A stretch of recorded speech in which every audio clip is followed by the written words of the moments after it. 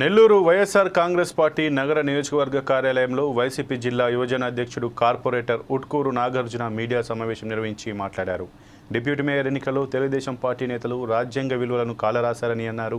రాజ్యాంగంలో ఏ చట్టం ప్రకారం ఒక పార్టీలో గెలిచి మరో పార్టీకి వెళ్ళొచ్చని రాసి ఉందో టీడీపీ నేత రూప్ కుమార్ యాదవ్ చెప్పాలని అన్నారు. స్వార్థ ప్రయోజనాల కోసం పార్టీని వీడిన కార్పొరేటర్లు డిప్యూటీ మేయర్ ఎన్నికల్లో వ్యవహరించిన తీరు చూసి ప్రజలు ముక్కున వేలేసుకుంటున్నారని అన్నారు. డిప్యూటీ మేయర్ ఎన్నికల్లో టీడీపీ పార్టీ బీఫామ్తో ఎందుకు పోటీ చేయలేకపోయారో ప్రజలకు సమాధానం చెప్పాలన్నారు. ఈరోజు కేవలం వైఎస్ఆర్ కాంగ్రెస్ పార్టీ జారీ చేసిన విప్పుకు భయపడి మాత్రమే తెలుగుదేశం పార్టీ బీఫామ్ ఇవ్వకుండా పోటీ చేసింది అన్న విషయం అందరికీ తెలుసని పేర్కొన్నారు.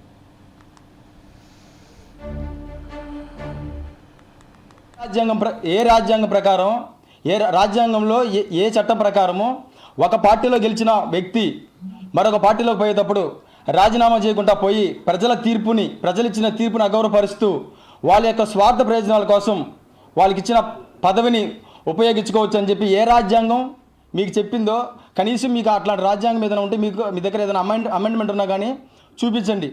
అంతేగాని మేము ఈరోజు కేరళ హైకోర్టు గురించి చూపించామని కేరళ హైకోర్టు తీర్పుని కేవలం ఉదాహరణగా మాత్రమే చూపించాము. ఎందుకంటే రేపు రాబోయే రోజుల్లో కూడా ప్రతి రాష్ట్రంలో కూడా రాజ్యాంగాన్ని కట్టుబడి ఇట్లాంటి తీర్పులు వస్తాయని మాత్రమే మీకు ఆ తీర్పుని ఒక ఉదాహరణగా చూపించామే తప్ప ఈరోజు మిమ్మల్ని ఒకటే అడుగుతా ఉన్నాం.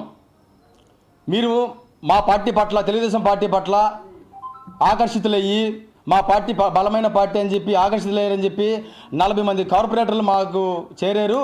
ఆ 40 మంది కార్పొరేటర్లతో మేము ఈరోజు ఎలక్షన్లో పాల్గొన్నామని చెప్పారు. ఈరోజు మిమ్మల్ని సూటిగా ఒకటే అడుగుతా ఉన్నా. ఈరోజు 40 మంది దాదాపు 54 మంది కార్పొరేటర్లు వైఎస్ఆర్ కాంగ్రెస్ పార్టీ తరపున గెలిచిన 54 మంది కార్పొరేటర్లు కూడా ఎంతో గర్వంగా జగన్మోహన్ రెడ్డి గారి చరిష్మాతో గెలిచి జగన్మోహన్ రెడ్డి గారిని అభిమానించే ప్రతి కార్యకర్త కష్టంతో మమ్మల్ని గెలిపిస్తే మేము ప్రజాప్రతినిధులుగా కార్పొరేషన్ అడుగుపెట్టాం.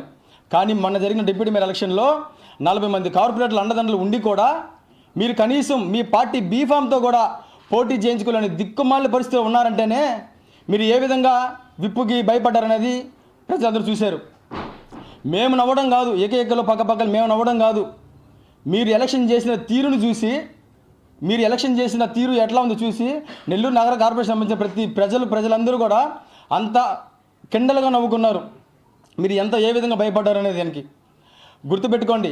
ఖచ్చితంగా రాజ్యాంగంలో ఎవరైతే మా పార్టీ మేము విప్పు జారీ చేసిన తర్వాత కూడా విప్పుని తిరస్కరించి మా పార్టీకి వ్యతిరేకంగా ఎవరైతే ఓట్లు వేశారో, ఎవరైతే గైర్హాజరయ్యారో, నీతో సహా రూప్కుమార్ గారు నీతో సహా న్యాయస్థానంలో మీరు పదవిలో ఉండంగానే మిమ్మల్ని అనర్హత వేటు వేసేదానికి ఖచ్చితంగా న్యాయస్థానం ఆశ్రయిస్తాం. మీకు తెలిసిన రాజ్యాంగంలో ఏ చట్టం ప్రకారము